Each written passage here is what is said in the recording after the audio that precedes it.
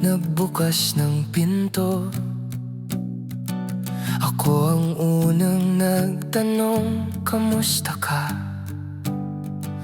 Ako ang unang naniwala sa ating dalawa, pero di ako yung kasama mo ngayong umaga.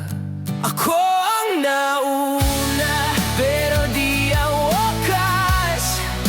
Ako ang simula ng bawat mong bukas. Ako ang kwentong di mo man nabasa. Ako ang nauna, pero di ako ang huli mong pahinga.